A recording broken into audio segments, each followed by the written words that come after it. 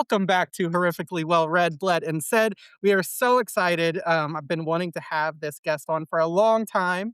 We have a reason to now because we've got a book coming out very soon. Welcome, Viggy Parr Hampton.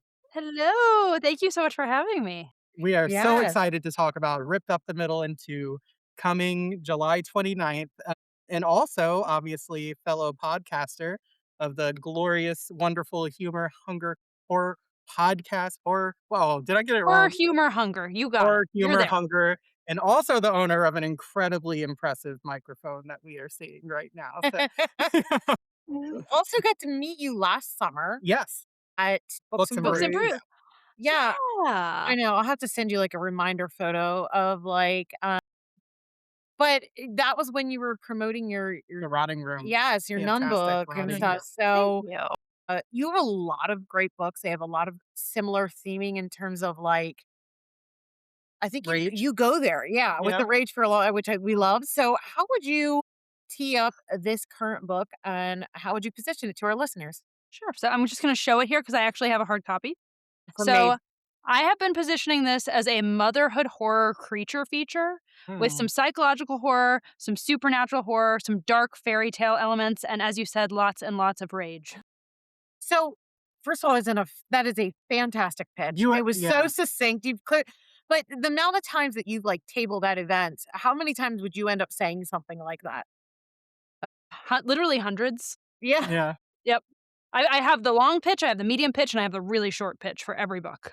that's awesome. That's awesome. And I mean, I'm sure that Do each you just person go wants like, it a little different. yeah, if it's real short, you just like, if you don't buy this, you hate babies. That's a good one, Adam. If you didn't create your short pitch, there you go. Yeah, What? hate You always babies get attention, yeah. or love babies, either one. If Oh, you Exactly. either don't one. buy this, you find that the mothers that get disrespect, you're okay with it. Oh, Mm, Yeah, yeah, no. this yeah, yeah. If you don't buy this, you support the patriarchy. yeah, exactly. Mm. Lots There of you go. things. Lots You of guys are things. writing my pitch for me. Yeah. Yes. So, I have to tell you also at Books and Brews, you have the most fantastic stickers.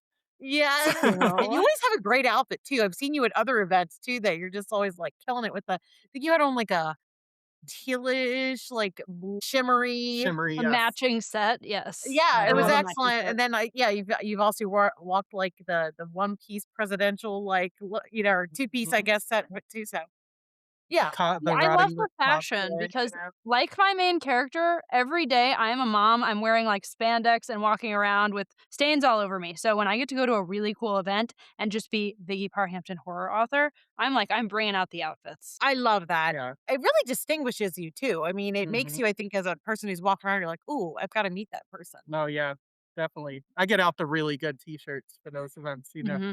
But You gotta. You You have do. to.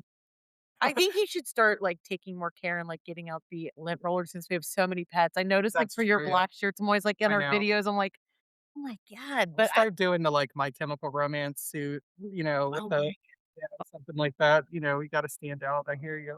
So I'm here for that. okay, so so I think that I don't know if a book has righteously pissed me off as quickly as this book did, and, reading through it, reading the afterword and things like that, I think that, this is that period when you have a newborn is already it's it's like the nothing else. weirdest. It's the like, when we talk about the back rooms, like, you don't know the back rooms until you've had a newborn baby because you don't know what day it is, you don't know what time it is, you don't know where you are, and all that kind of thing, and, for us, like, that's having a supportive partner, right? Like, Hmm. and having someone that's there for you. I cannot imagine, you know, not having that and trying to continue to be a human being. And you really tap into that experience so well in this book. Like, anyone that has gone through it or has not, like, this is spot on. And so I just wonder, was that cathartic or was that re-victimizing when you were writing it? It was both, to be honest. So I wrote this when I was about a year postpartum with my second child. And as things would happen, I would just file them away, write them down, and be like, this is going to be a scene in the book one day. And my husband's actually not allowed to read this book. I think it would just be too traumatizing for him.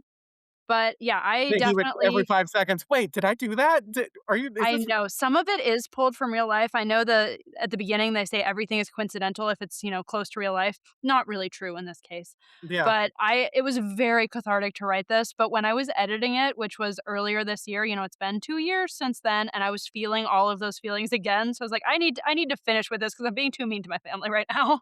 You know, it I think both people are that they go through it, right? mhm. And you experience it, but the the woman or, that delivers this baby, it's your body is like whether you're having a C-section or naturally, I mean, just The trauma, the physical the trauma, pain, yeah. just the recalibrate. I mean, I just remember going to like the birthing classes and they were like, okay, for those of you having a vaginal birth, here's how you make like the ice pack sandwich in the diaper, layering it all up. I had a C-section 2 times, and literally they had a shortage on, the medicine, like, that helps to, The like, pain numb. medicine? Yes, Yeah, and they're like, they have to squeeze and press your stomach after 8 layers has been pushed, so you push all the blood out, and I'm like I remember mm, screaming out of standing there holding my hand, and I was like, "I'm never doing this again, I'm and never doing it again." yeah, Um, and I think that, like, that pain medication there, just for instance, can you imagine if it was the numbing for, like, someone yeah, having a man, a man having what's it vasectomy? a Uh, bisectomy. but Yeah, they just Very cancel good all point. vasectomies for a year until they made the medicine, like and then for a woman, it's like, "Suck it up." yeah, Like, it and it's was. just it's crazy. It was insane. And, like, bringing that up is so perfect for this book because I think, you know, whether it's movies or books or anything, I don't there's plenty that I'm sure are very realistic, but so often they're like, "And, 2 weeks later, we're jogging, and we're picking this up and all this." And I love in this book that, like, Sadie is like, "I'm in pain from just walking around." Like, Absolutely. I can go for 10 minutes and then, like, all of a sudden, it's like, I need to stop, like, and Mhm. I love that realism to that Yes. because I think it's very much, even now, considering kind of the movement that we've made in a lot of other things, this idea that, having a baby, which it is the greatest thing you'll ever do and the worst and hardest thing that you'll ever do. And it is not saying that you're a bad parent to recognize that, which I think like is Yes. the shame that's always given, Yes. right? There's a lot of hidden things I feel like that you're not told as a parent, like before you Mhm. become a parent. Yeah. And just like there's so many women that have had fantastic pregnancies, so many that have had fantastic deliveries and they bounce right back and whatever. But I think for most people, that's not their experience, and it's almost like, is this like a collective thing of, like, how we talk about Santa Claus? Like, why is this the best kept secret until you go through it sort of thing? Yeah. Even, like, when your kids get older where you think potty training and all that stuff is the hardest, and then you teach them to drive or when they're young adults and you don't have any more say, like, no one tells you, and Don't this is so that we don't continue. scare her even more. She's Right. not there yet. This is so we, like, continue to procreate, Yeah. right? But, Yeah. I mean, the breastfeeding is so painful. Mhm. And Yes. and it's just like there's women that just and I know they've done it for years and years, but it's like I wasn't prepared for any of those things. Yes. No, and that's part of the reason I wanted to write the book is because nobody tells you the truth. Yes. If you go by movies, if you go by even just people telling you, they're like, "This is the best time of your life. It's sunshine and rainbows, all perfectly curated pictures of the baby." And I'm like, "No, I looked my worst, I felt my worst, and I just was my worst." Especially the first 3 months postpartum, and it continued longer after that, but Yeah. those first 3 months, like, I was a walking zombie. I was horrible. Well, I think that I felt that way too for a few reasons, but also like one, there's this deep seated, like almost weird, like sadness for me that I was like, okay, I'm missing this baby that has like walked with me for 10 months. And I know it's here, but it's like you're used to having that internal connections. Like there's an adjustment period for that too. And the sleep and all that stuff. But hey, speaking of having a supportive partner, I had gestational diabetes with my second one to Oh. the point that I had to do the like 5 shots of insulin a day, and Adam would help me like take the shots and everything. So they were like, as soon as I was done having Annabelle, they were like, we want you to stay on the insulin. And I don't know why they said that, but they did, right? So we come home and I'm in the rocking chair. I have been feeding Annabelle. And finally Adam's like, what are you doing? Like kind of whacking me, like tapping me. He's like, you keep falling asleep mid-sentence, and I'm like, "I am?" Like, I didn't even know that, and he was like, Go take your blood sugar. And it was 40. 48, Yeah. which was close to death. Like, Yeah. yeah. My And so gosh. he's like, my God, he screams and panics and gets Mhm. me like 5 of these Snickers, like, mini bars to just, like, shoot it up. I didn't even realize because I thought it was just regular exhaustion. I didn't even know it was falling asleep. And then the doctor's like, "Oh, yeah, okay, go ahead and You stop." should stop. You should have taken that. Yeah, I was like, I didn't need to have all that insulin after having so anyway, that solidified that we were done. You know, sort of, That would do it, yeah. yeah, that'll do it. But it's all of that, and it's amazing to me too of how many we were talking about this with Kelly McWilliams, the author of American Nightmare, and saying, like, she was talking about how, she passes as being white and her brother does not, and saying that she's gonna have a different birthing experience as a woman than other Black women.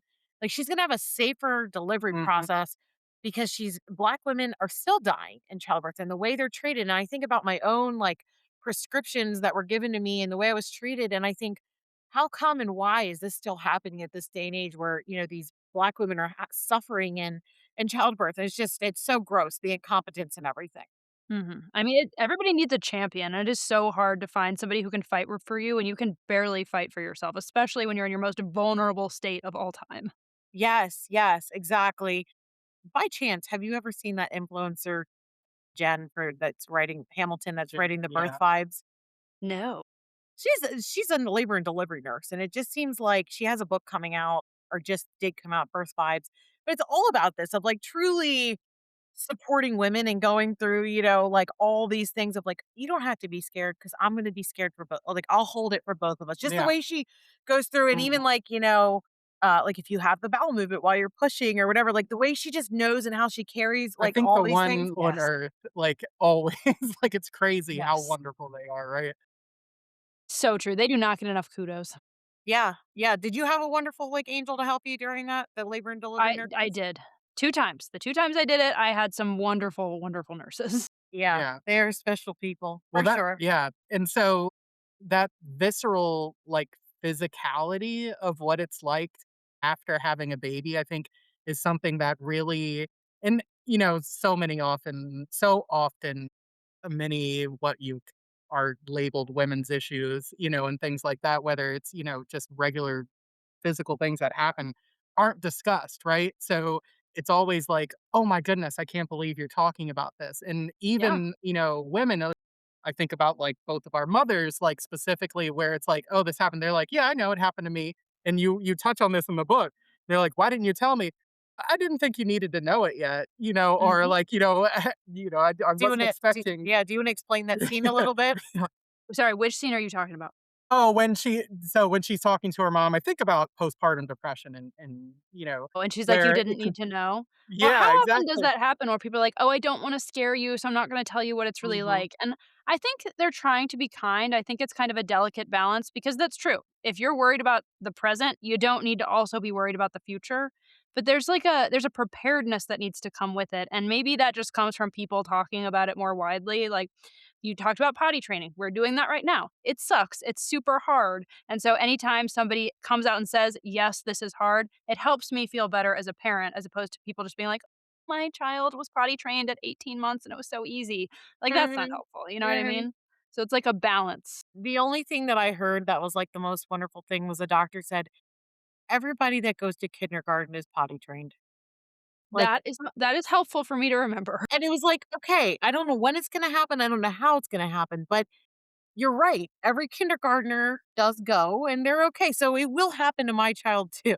But when Yeah. you're in the middle of it, it is pretty intense. Although as a teacher, I do have some stories, but generally speaking, Oh my that is true. god. That is true.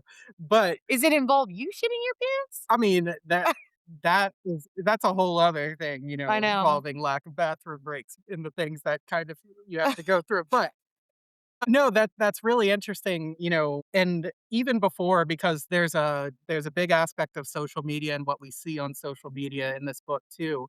But it's almost like pre-social media, that was almost the same thing where, Rebecca, you talked about women say they had the greatest birth experience and that kind of stuff. And it makes you wonder, did they?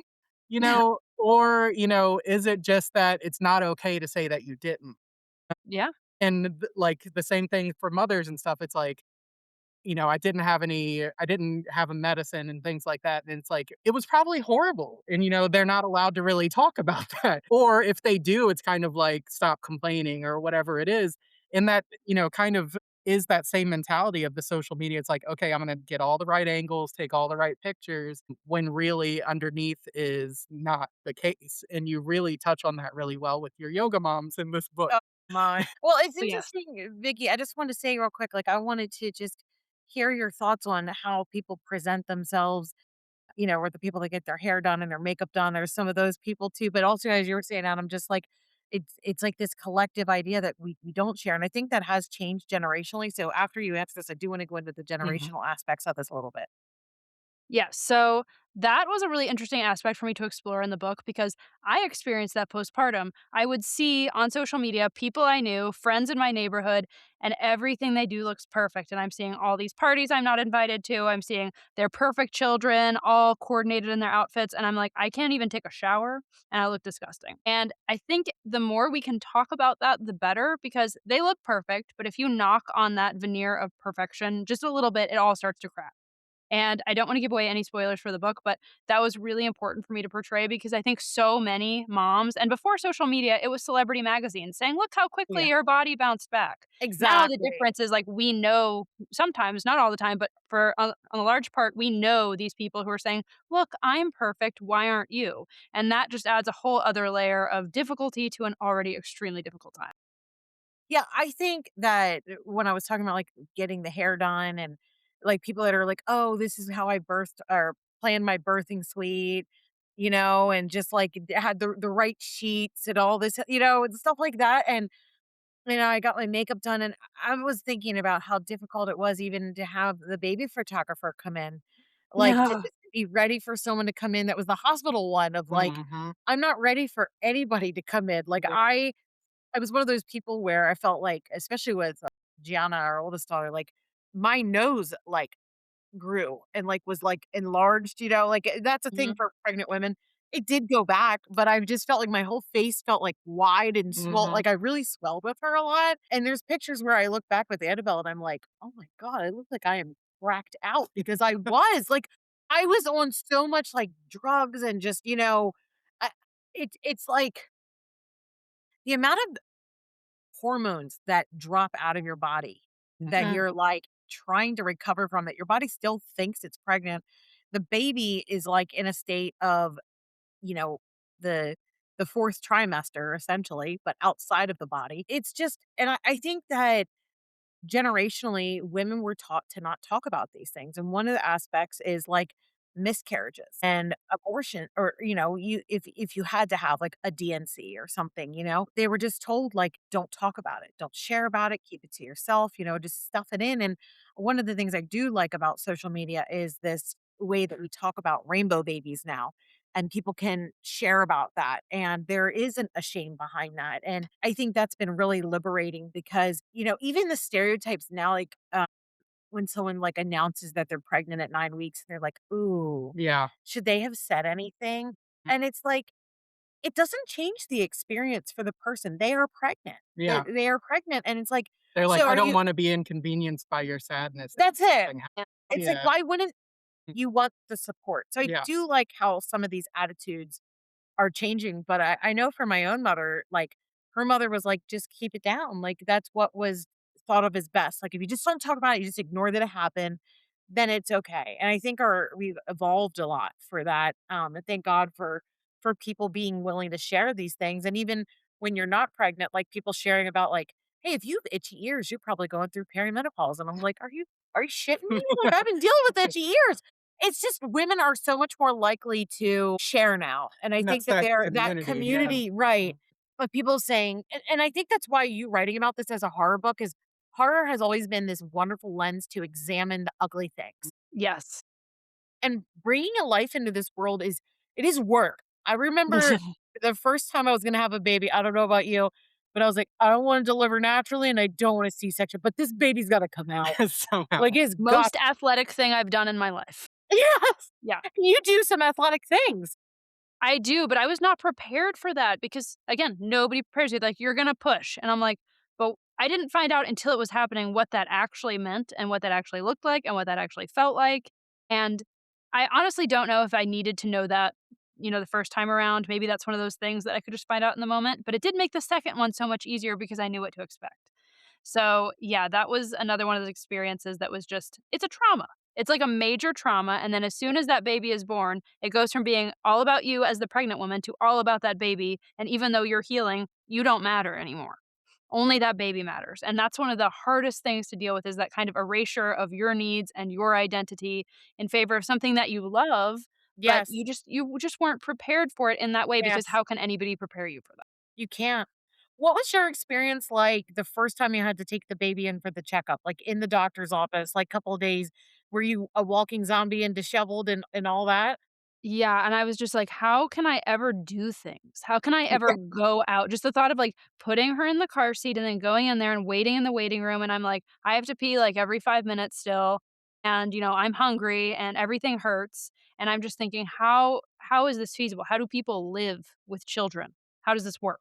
Yeah. And, of course, I eventually got the hang of it because I have left the house since then, but it was one of those just very surreal experiences because I don't know they're talking to you, but you're not always hearing what the Yeah. doctor's saying, Yeah. especially, like, right after I gave birth, the nurse comes in, tells me a million things, and it all goes, "Phew," Oh, and yeah. I'm like, "But are you leaving? Like, you're leaving me with this baby. I'm Yeah. allowed to just have this baby. That's okay?" That's Yeah. I'm like, amazing. Can you just take them to the nursery just for a little? I just need a little bit of a Yeah. just a little rest just for like a half hour, whatever." And they're great about that. But one of your coworkers, when they were pregnant and we were, like, putting together a little gift bag, I got them dry shampoo and, like, wipes that you can wipe your whole body because I was like, Mhm. "Who's taking showers right now?" No. Like, but then you have to go out and be somewhat societally presentable. Mm. So that's, like, my go-to now, like, baby gift of, like, baby shower That's gift of fantastic. Yeah. right? Well, it Yes. was interesting because we were just talking to B.S. Lawrence, about some of these things, but really, I think I love the way in this book you touch on it, and you just kind of started talking about it there of this complete identity shift, right? And the unfair or unbalanced role that the mother takes in this identity shift, Yeah. where you went from she went from Sadie to mom of this baby. Like, that's who you are, that is your identity, that's what you do. Meanwhile, husband is going golfing and, going to the gym and taking care of himself and all of that kind of stuff. And, I think a lot of the things that we've been talking about is set into place because of patriarchy, right? Because the man doesn't wanna hear it, because I still get, their caregiving is going to work, and that's the only thing that they're responsible for. And we have made a lot of, forward progress in that too. But as we see in like social media and all this kind of stuff, it's so much more predominant the other way still. And like this idea of like, oh, why can't we go back to those values? It's like those values created a person that like is half of a person, and it doesn't have to be like that.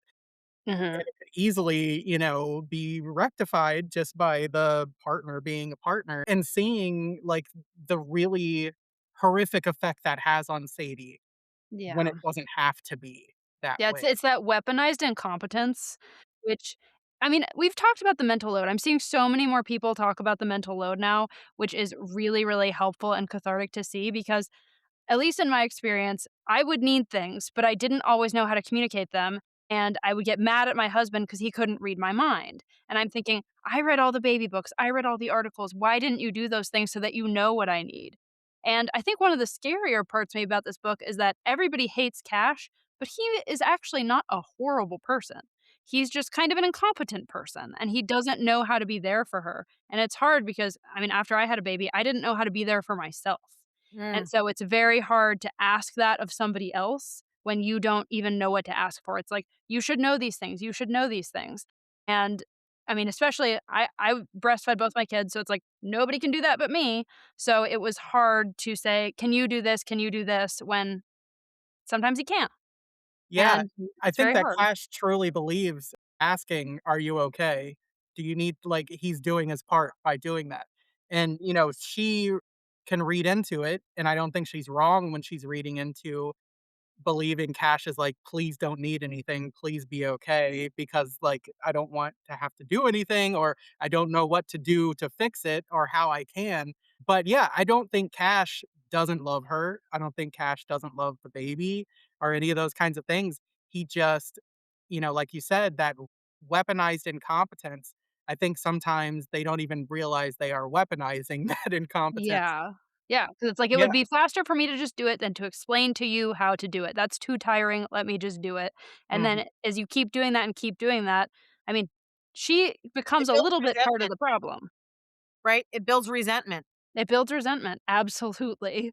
So, one of the things that I love that you just said, and I always am like, put that on a t-shirt. You're like, I didn't even know how to take care of myself. How could it's like that's so I just had a baby and I didn't even know how to care for myself. Like, yep, we could take that as a sticker or shirt. Yeah. Like that's all like And yes. it's the same thing that everyone says, and it's in the book too of like, "You sleep when the baby sleeps." And I'm like, 1, the baby sleeps for 10-minute periods, like, this isn't like, "Oh, the baby's asleep for 3 hours." And then 2, like you said, "When do you expect me to eat? When do you expect me to take a shower? When I do you expect me to, like, breathe?" Like, Yeah. it's Or, like, do all the mountains of laundry or do the dishes or cook anything or do something that makes you feel like you instead of just mom. right. yeah. And it's like, yeah, the baby clothes are small, but when you're changing 6 times a day, it Mhm. still adds up real Yes, fast. yes. The other thing I was gonna ask or say in this is I think that our society has sort of built men to be this way. And what I mean by that is it has not traditionally in America anyway has not been important for men to have any type of a paternity care. We can see that really changing now. There's anywhere from 2 weeks off to, 4 months like certain companies are giving and you see how much that's going to make a change in the development of not only the American family or the family itself, but also in the lives of the child and in the connection with the parents and all those things. But I have worked for a company in the past where, I've had a leader being like, "Are you going to take the full 4 months?" It's like, "Are you planning on doing that?" And it's like, if there's no penalty and there's no reason to not do it, why wouldn't the man take that? Why should they be made Yeah. to feel guilty? And I think that that's, again, a generational thing of old school Yeah. values thinking, well, what's he actually doing? You can't breastfeed, you can't do this. And it's like the load of everything that needs to happen is huge of what can be accomplished, right? Mhm. So I do like that we see companies coming around to that now, and I hope that that helps that period of time where you don't know what side's up and down, and Yeah. hopefully that leads to more successful like marriages and partnerships of just going through Yeah. that, and that resentment is not as built as much because it should be that you're Mhm. you're nurturing and raising this child. It's not about a time of going out on the golf course and this and obviously you are acclimating to this new life with a Yeah. child and everything you're not trying to lose yourself entirely. I get that. But it Mhm. should be that way for both. Yeah, I Yeah. think one thing that's interesting to touch on with that is that Sadie and Cash have just moved in this Mhm. book to Savannah, which is, if anyone knows that it's bougie as hell down there. But and they moved to a really nice neighborhood. But it touches on another thing that there's also an assumption that you're gonna have family help, Yeah. and whether it's because your family doesn't wanna help, like in some instances, or it's, because they aren't close by and can only be there for like a short period of time or whatever it is. There's lots of different reasons. So I just want to talk about that decision for that to be the case for Sadie. Thinking about that, was that because you wanted her to be more isolated, because you wanted it in a specific place? What was the decision behind having them sort of out of their normal comfort zone Mhm. locationally as well? I wanted to make it as claustrophobic as possible. I mean, I am incredibly lucky. My parents live down the street. So whenever I need a babysitter, I have one. They were enormously helpful. But yeah, I wanted to really ratchet up Sadie's despair, the difficulty as much as I possibly could. And, the thing about motherhood is that they lie to you about what it's like, but they also lie to dads because they don't Mm, tell them your identity needs to change too. It's like, oh, okay, your wife had a baby. Now you go on and live your normal life. And that's what we see with Cash. He's like, well, I did this before. Why wouldn't I do it now? Because I don't want to just sit around with you while you have the baby. And mhm, so that leads to even more resentment. And going back to your talk about paternity leave, I was very fortunate. So the first time I had my child, my husband had 3 weeks off, which is nothing. It goes by so fast. Second time, he had unlimited paternity leave. So I think he had 3 or 4 months and mm, night and day different.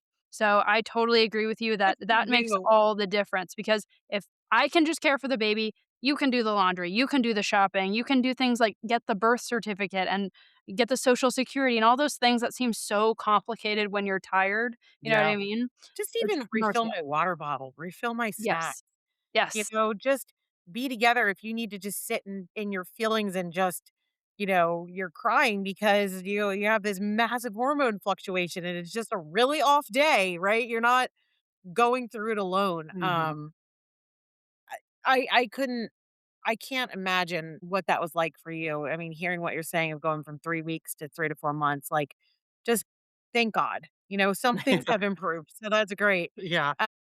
I think that the feeling of when you use that word claustrophobia, that is really what it feels like. And Adam, I think you're famously, like to me, you're always saying the word fever dream. But I think after having a baby, that's what it really feels like is a fever dream with claustrophobia, with You just like, don't ever wake up. yeah, Yeah. just like the change in identity and role. And again, it's all wonderful, but it's also scary as hell. Like when you said, you're like, how am I ever going to leave the house again? For me, it was like, how am I ever going to drive again? Yeah. Yeah. How is it ever going to be safe for this precious? I mean, there's so many things. And then, you Yeah, know, no one tells you how scary it is to drive home from the hospital. My gosh, horrifying, and my husband had to stop for Chick-fil-A, and I was like, "Seriously? We need to go home." No, Oh that gosh, it did wasn't you on do the that? way home from the whatever, but yes. No. Oh, So, it was when you were going to visit work, no, it wasn't it? wasn't. It was after our first doctor's appointment. So it was day After our three. first doctor's appointment, yes, I stopped to, pick up my comic books from the comic book store, and I look back and I'm like, "What the hell is wrong with you?" So I I think, okay, I will give you, I was really pissed. yeah, I mean, I was pissed because I'm like, I'm in that stage of, but I think looking, it's been 13 and a half years. I can look back and see how you're like, what you're describing with Cash, where it's like, but it's Wednesday. Like yeah, I get my comic orders in. mhm, And like, I think for you, you were just like, but we're just, it's just like going to the grocery store or yeah, anything else. And to me, I was like, no, like, I need to be home, yes, like that. yes. And it was just Mhm. like, and at the same time, it's like, was that bringing some comfort to you? But at that time, I feel like, it's almost like I'm telling you what the barometer is. Read the room. Yes, yeah. it's like we cannot do this. And Yeah, speaking of the Chick-fil-A though, we did go out to eat when we were visiting work that time. see And I was chicken like, sandwich. oh, I'm gonna get the spicy chicken sandwich, not thinking that I was breastfeeding. And I was like, oh, let me stop eating that halfway through. Like there's just so much that, You you don't even don't think think about. about Yeah. for sure. Yeah. So Like, my husband thought it was a good idea to eat a salami sandwich while I was in labor. That smell permeated the entire room, and I was like, "You get out of this room right now. You get out." That kind of makes its way into the book then, doesn't it? Yeah, I mean, it's funny now, but at the time, I was like, "I'm gonna puke. Leave right What now." was it? Beer nuts for your sister-in-law? no. Okay, I'm gonna tell the story. It's very Corn gross. nuts. If Yes. it's very gross, so I I'm don't here have for a it. great. I don't have a TMI filter. Like I've yet to find one that I'm really like, if someone's like TMI, I'm like, no, really, there's not a problem. Like, just No, tell me it. weird me in. Absolutely. Like Yeah. overshare, please. I want to know. But my sister-in-law, she was talking about like they were always regularly eating like those corn nuts, the ranch flavored ones, the like whatever the ones you get at like the truck stop and whatever. And that was like a scent that she really disliked during pregnancy. Like it nauseated her, bothered her. And so the kids, like the older kids were in they have like older kids and then they have like a gap of like 15 15 years, or yeah. 14, 15 years and then kids two other kids again after that, right? So the older kids are in the delivery room and she gets so mad and she's like, "Why are you eating corn nuts? Like, this is disgusting. I've told you how I feel about this." And she's like lighting into that, like to my brother and to my nephew, like as she's like, just, she's not in full labor or whatever, but realizes that, oh, she has shit herself.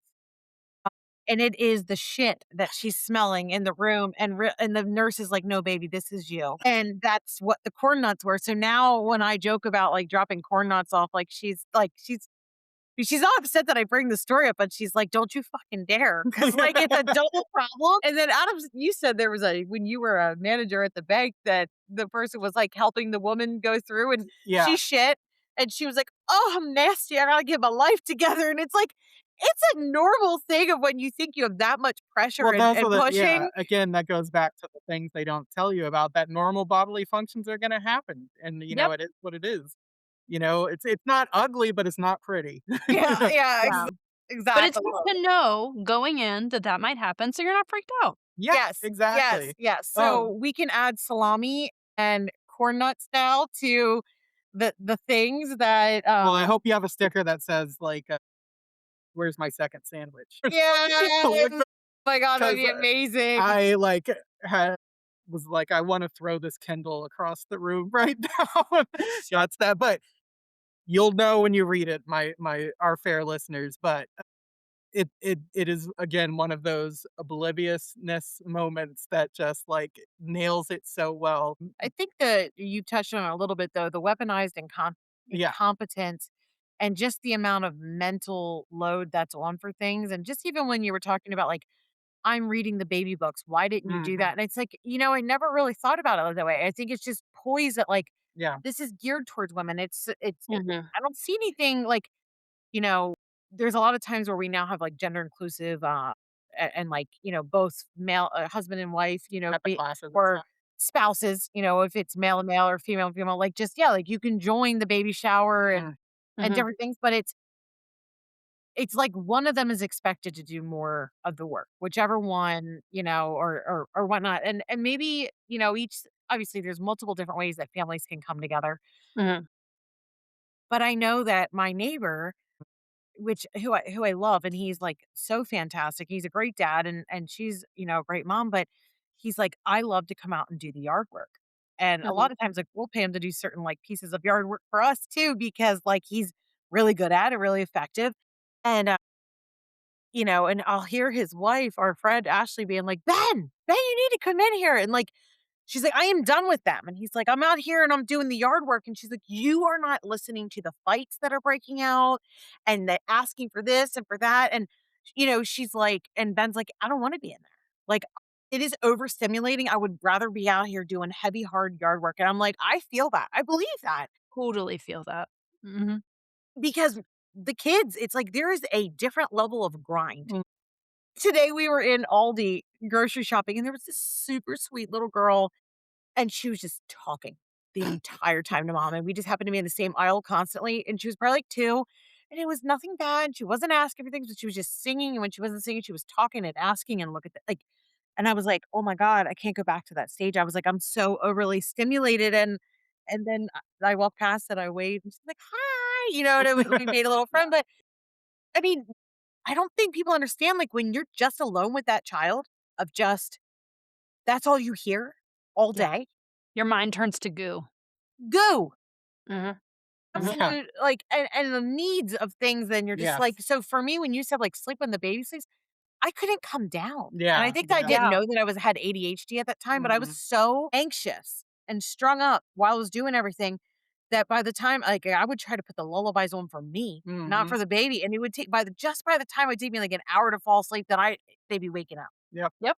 That's the thing, 'cause it's like you don't might not wanna take a nap at 10 in the morning, Mhm. but it's like when you're tired, too bad. That was the hardest thing because I always heard that, "Sleep when the baby sleeps." I'm like, "It's not that easy. It might take me an hour to fall asleep, and then the time is gone, so I might as well use it for something more productive," you know?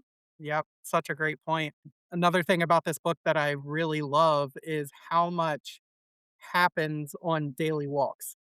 Like, a lot of this book is while Sadie is on the walk with the baby, and is your dog named Tater Tot too? He sure is. He's not up here right now, but Aw. yes, Tater Tot is real. The Today's best his birthday, actually. He's 7. Oh, happy tater tot. the so, yes, that dog is amazing, but again, it's so funny, the way that you get to explore the neighborhood, meet people, and really scary shit happen, all on these walks, which, everyone does, for the most part, and is really the only kind of out of the house moments that she has, and then, of course, you take those away from her and turn them scary too, so Yes. I had to. I mean, because that's what I did when I was postpartum. So many walks because, the baby can't walk yet. So I'm like, I'm going to get out. That was the only time I would get out of the house. Walked and walked and walked and walked and walked because if I was walking, the baby usually wasn't crying. So I'm just going to do this as much as I possibly can. And yeah, a lot of things do happen there. You see people around. Maybe you find a hidden trail. Maybe you follow that hidden trail. Maybe you wish you didn't. These things happen. Yeah, I was not prepared for the amount of, like, intrusive thoughts I was gonna be having postpartum and walking and, like, reading that and thinking about that of, like, all the things that could happen, even though I know damn well I need to get out. I think you definitely played into that well. Also about Tater Tot's birthday reminds me of one of my favorite, like, memes that's like, "No, I can't come to your dog's birthday, you freak. My cat's getting married that day." But hopefully Tater Tot is getting celebrated today Yes. wonderfully, Yes, we but have all sung happy birthday to him multiple times, and he went on many walks and golf cart rides, so he's very happy.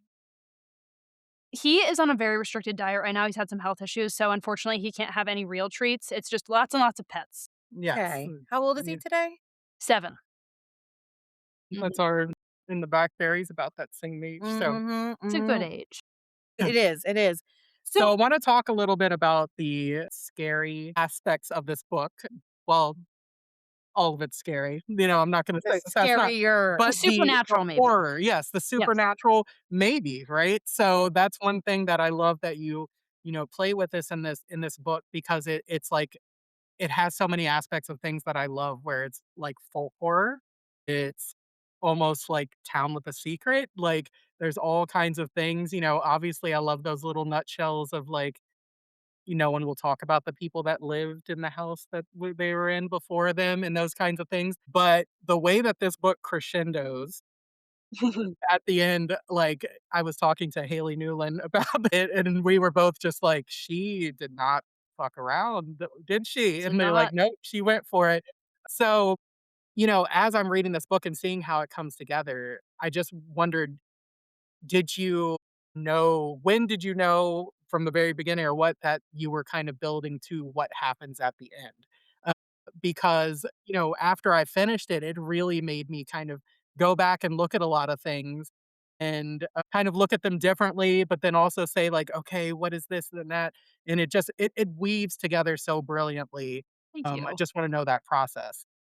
I will say so when I this was the last book I wrote that I outlined. I have since Okay. gone to pantsing, and Uh, I like it a lot better, but this one was outlined, and I knew where it was going, but when I went back and was editing it, the epilogue, which I think that, that's the big twist, that was added this year.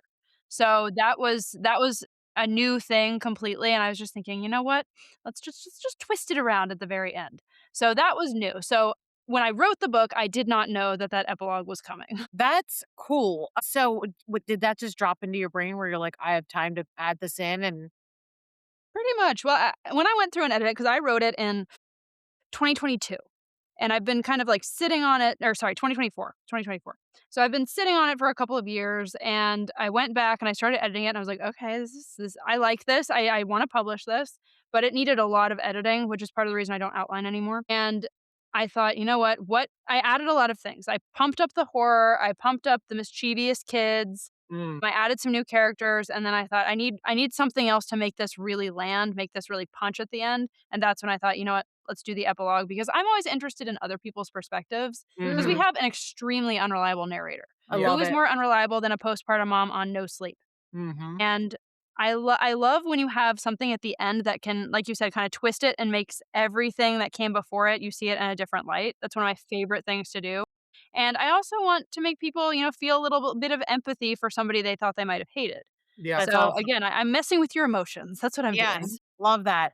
So, my mother, for the first birth that she had, reading the title of your book, ripped up the middle in 2, is basically like she had a 9 pounds on and naturally, and the doctor apparently yeah, I see your eyes.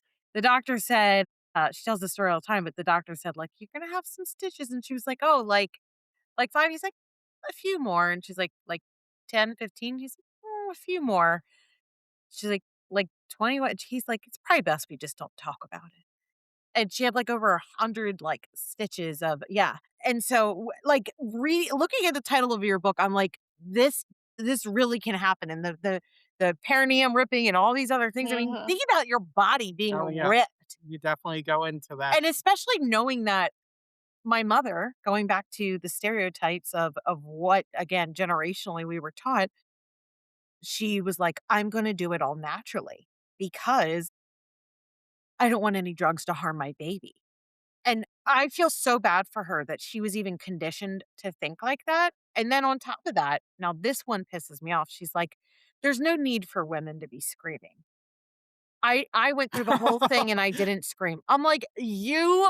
She's like, "I didn't scream one time." And I'm like, "Okay, and this is why you're a boomer, and this is why we don't relate to each other a lot, Mhm. because are you fucking kidding me? I, like, screamed the other day getting my IUD replaced." Yeah. And she was like, "You did so good. You did so good." And it's like, yeah, how would you like to have something shoved into your, your uterus with no, it's like, go fuck yourself, And it wasn't, like, loud that I was disturbing people, but as soon as you're done, they expect you to lay there. They expect you to give you juice and, like, other things because it's like it's a full body fucking experience.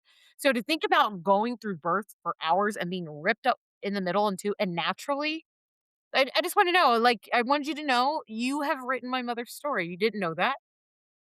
I didn't know that, but here You we are. didn't, but I think there's a lot of women that probably are like, "Yep, yep." I just think it's such a catchy title is what I'm saying. No, it's It's wonderful. I'm so glad you brought that perfectly up. relatable. Because sometimes when I write books, the title comes first and then I have the story. With this, I wrote this whole book and I was like, I need a good title for this. I really love coming up with titles. And I read this, it's actually the epigraph. There's a translation of Rumpelstiltskin. And the last line says, "Then with both hands he took hold of his left foot and ripped himself up the middle in two." And I thought, what better to combine the dark fairy tale aspects with, like you said, you are literally ripped up the middle in two when you're a mom. So yeah, this is one of my favorite titles of any book because it fits it so perfectly and marries all the concepts into one. Yeah. And so, touching on what you just, read from and those sort of fairy tale aspects, I think that and I'm wanna avoid any kind of potential spoiler whatsoever, but the fairy tale aspects, I think that I didn't see it coming the way that it did whatsoever. So it was so, again, wonderfully done, but Refreshing to be surprised, right? A lot of times when you calculate things in books. yeah, definitely, and I think that it also is something that I didn't think could be so scary. So Hmm, good. congratulations on Thank that you. because there is you know, it's one of those things too where, when something really wrong happens and then you're trying to show it to someone and it's not there anymore, like, that, like, gets me every time, but the sort of like, the wrong thing, the things that happen, like, things that are left in certain places and all that kinda stuff, they're not, like, overtly harmful, or any of that kinda stuff, and I was amazed reading it how much worse that almost was, like, in Yeah. terms of, like, being scary, but it's almost like, "Wait a second, that just doesn't even fucking make sense, like, why is that there?" And so I love that, so, like, you Thank messed with you. my mind for sure. You're welcome. It is so nice though to read something that like you don't see coming Yeah. and you feel so good Mm, about that because I think we read a lot and even like when you have the pattern recognition for like movies and things and it's so nice to be like surprised. So I mean, I think that's a really hard thing to do. So, thank congrats you. to you for Yeah. that. I wanted to ask you where you said that you've now switched to pantsing, and when we started this interview right before we got on, I you said it was a good writing day and things are coming out. So if you're able to share about anything that you're working on, I would love to be able to, even if you can only hint, would love to hear about some of that. I'm not secretive, I will tell you. So I was working this morning on a short story for actually a fairy tale inspired anthology. But the main thing I've been working yeah, it sounds really cool, but the main thing that I'm working on right now, my 6th book, which is kind of a time travel haunted house story Oh, come about a time capsule house. Are you familiar with the time capsule house? Basically, it's a house that looks exactly the same as it did when it was built. So if you have a house built in the '50s, everything looks exactly like it did in the '50s. Yeah, Same that wait, I have technology, seen same that of furniture. someone like that. They'll go in and they bought a house and it's like everything's 70s and it's never Yeah. been changed. Nothing. Exactly, time capsule house, and I Got it. love that concept, so I wanted to mix that with kind of an interesting look at a marriage that's starting to fail and go off the rails, combined with the horrors of homeownership, especially when that house is not what you thought it would be. Oh my god, It amazing. sounds amazing. What Thank you. era is the house from? 1958. Okay. If I could please, maybe you're already doing this, but I find it fascinating when I watch some of these renovation shows of the ones where the razors get shoved into the wall Yeah, and they those are dispose of cool. them. Like, there's just a Yeah. section in the wall that as you were done shaving as a man, you take your discarded razor and you throw it, and it ends up between the studs and the drywall.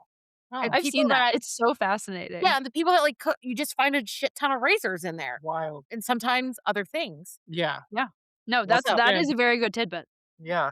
so, Can't you know clean up your fucking mess, guys. Come well, it's on. like, who would have thought about that to be Yeah. like, "You know what? For trash, let's just throw it in the wall." Let's have Yeah, a because what let's would have have a happened if it filled up?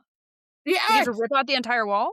I don't know, but that's anyway, crazy. yeah, so I think I am very excited to read it. I'm Yeah. very excited Thank to you. see with what's happening at that time in society and, bigger is better and homeownership and, Well, I think that American Family Dream, is it really? I can't wait to see what Mhm. you do with it. yes. Thank you. It sounds like, between this book and what you're working on, you're really, like, tapping into the true experience of being an adult Yes! and, Yeah.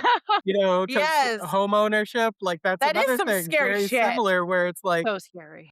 you have no like, there are problems you had no idea could possibly exist, with things, and you're like, "Wait, what? My outside spigot won't stop running?" That You know? recently happened to us. We Yeah. were like, "Great, okay, we need to shut the water off to the entire house Yeah. because there is no shut-off valve here just for the outside." Yeah, so Which was right during that 103-degree heat wave yep. that was up here. So working on that while Uh-huh, it's it that was very yeah.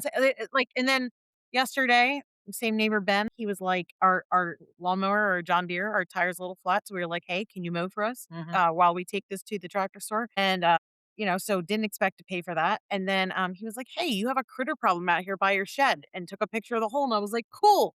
I don't know what that is, and I guess I gotta go buy a trap now." But it's something every week. Let's It hope it's is. a It's critter, always right? something. Yeah. Let's hope it's a critter, yeah.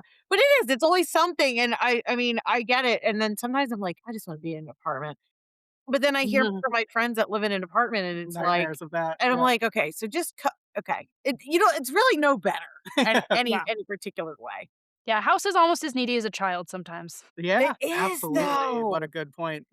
Like, That's currently, mm, our kitchen light overhead kitchen light is yeah, burnt out and it's and like a weird bulb that we're trying to find, and yeah. so, like, by the time it gets late, I gotta drag a lamp in there because I'm like or else I just gotta figure out that, like this has only been going on for, like, 3 days, but I'm like, "Okay, so are we just replacing the entire fixture?" Yeah. It's just really, like, fun. It never ends. My son broke our chandelier the other day by swinging around a stick horse.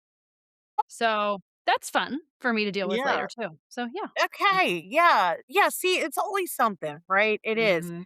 I will say though, I have learned, Biggie, for the age of kids that you have, there are some people on social media that really know how to get out stains and everything. And apparently, like spray sunscreen gets a lot out on walls, like things that you Really? wouldn't think for like a hair dye and like really stain thing. Like you spray the spray sunscreen, and I'm like, this is impressive. That probably That is means a really something. good hack that I will remember Yeah. because I'm sure I Yes, will need I it. know. I'm like, thank you for these people that have figured out how to do some of this Makes you stuff. wonder how toxic Seriously. that is that you I know, right? That's a good Exactly. point. God, now we're gonna get into trad wife stuff where my other sister-in-law who's like, crunchy. Yeah. I don't crunchy, I don't believe in sunscreen, Yeah, and I'm just gonna let the kids get red. which is great. That's fantastic. Yeah. Gonna go very That well. gives me anxiety just to Yeah, think about. It exactly. look, the whole thing gives me anxiety with, like I don't feel like I'm a helicopter parent, but they're like, "These children need to experience and then they won't do it again." And, like, I always tell the story where she shares on social media, like, "I woke up in the morning and I was like, 'Where's my three-year-old daughter?' And it's like, 'Oh, here she was outside by herself picking strawberries By the road. by the road Oh my where there's gosh. giant farm equipment that comes on.'" She's like, "Oh, our sweet girl." And I'm like, Would Uh, give you me know nightmares, would give me nightmares. yeah, and I well think they think for us, it's like, "You need to calm down." And it's just, like, mhm. different value perspectives of Well, you have a moment in this book that is a freak accident that happens, involving a work truck and the power tools that are on it that, like, when they say you're clenching, I was clenched for that moment. So If I you don't wanna know know something yeah, even scarier, that really yes. happened to one of my friends. That is why I need to hear it. She's yeah, let's fine, hear it. but yeah, she was walking behind a golf cart that had a chainsaw on it, and it stopped and the chainsaw flew at her. She didn't get hurt or anything, but she told me about this and I was like, "Has to go in the book. Oh, Absolutely has to go in the book." terrifying. Absolutely terrifying. I can't. See, and Mhm. then it's stuff like that that just exacerbates, like, the intrusive thoughts and the Well, anxiety that I already mhm. and I raw dogged it for, like, at Yeah. both pregnancies and, like, mothering up until 2020, and I was, like, till I got on Zoloft and anxiety medicine, and I was like, "Shit, like, I didn't have to live this way. I didn't Yeah. have to, like, have these thou like, this is You don't amazing." realize well, Highly recommend if you're not feeling good, uh-huh. if you Go to the think that doctor. you're irritable, if it feels like it's just anxiety, if you feel like you can't make a decision, you're going around, like, go talk to someone because you Yeah. don't have to feel that way. And Mhm. I think with One motherhood, like it can just really heighten it where you have so many decisions to make and that fatigue and like you said, like the extra fears that you now have because you love them so much. Like, I just think that that's something that making sure mom feels their best. Yeah. Because you're Yeah. right, the whole focus is on the baby, and it's like, they'll ask how mom's doing, but not really. Yeah, because like, you should just be fine because nobody wants to hear how you're actually feeling. Yeah. Well, that's just normal motherhood, you know? Well, how are you celebrating release day and all of those things? Like, what's the kinda I know you have a big event, again in Indiana coming up. Yes, Yeah. ShiverCon is in Indiana, August 14th and 15th. I will be there and I'm very excited. But usually this will be my 5th publication day and I live in Savannah. And I go downtown and I go to my favorite indie bookstore. They have signed copies of all of my books and I sign everything there. And they also have they'll have this poster in their window. Oh, So I'll put it there and I'll sign the poster too. And then I go out for lunch and I'm like, yes, another one in the books. amazing. Do you have a Mhm. special restaurant or do you switch it up each time? I switch it up. Savannah is a very great foodie city, Yes, it so is. I'm Oh, just yes. kinda like, "Where can I go? Let's just see what I'm feeling today." Yes. I have a love-hate relationship with Savannah because Adam and I, when I was pregnant, went on Baby a moon? yeah, Ooh, look at your face right now, exactly, and it was a little rainy, and it was, like, it was hard to see out, and the guy just kept going around all the squares, and every time, every, like, It's 3, about 4 minutes, Forrest Gump, he was yeah. like, "Oh, and this is the Forrest Gump scene." I'm like, "You fucking said that, like, 15 times, let me off this bus." And it's like we went around and around and around, and it's like so it's like I need to go back to Savannah when it's Yeah. give not it raining. another chance. Never Yeah. did I know. No, it is And beautiful, yes. talking again about Like having you the said. anxiety, which I didn't know, there's all those signs in South Carolina of, like, if you speed, like, you're going to jail. Yeah. Do you know what I'm Oh, talking about? There's those work signs, like, if you go If you're going to, like, through a a work construction zone, zone, yeah. I think we just happened to be where a lot of construction and it was, was, like, like basically, like, if you break the law, you're going to jail, like, if you're speeding and I was like, "Adam, you set that cruise control, I can't have this baby and you're in jail." I stare so I was just like, "I need to get the hell out of South Carolina." Yeah, Do you remember I that? They do remember, literally yeah, it threatened it, was, yeah. yeah, So multiple I'm totally willing to revisit because I hear yes. nothing but wonderful things Mhm. about it Yeah, and the foodie scene and all that too, but yeah, I'm excited for your debut. I'm excited to or not debut, I mean, of the book. your 5th, yeah, the debut of my the book. 5th debut. Yes, Yes. your 5th one, and just already the love we're seeing, and I know, you Adam, you did the review in Cemetery Thank Dance, you Yes. so so, much. Oh, yes. it was easy, like, Pleasant. I don't work for them, but you love doing it, like, Oh, and yeah. I love when you share It kind of felt your yes, mm, your thought processes behind and how yeah. much it's just, like, such a pleasure for you to Mhm. do it, so we are so glad you could be on, and you're welcome to come back. We would love to have you back for the next book too, because I Yeah, know we're already invested. Absolutely. be there. You just let me know when.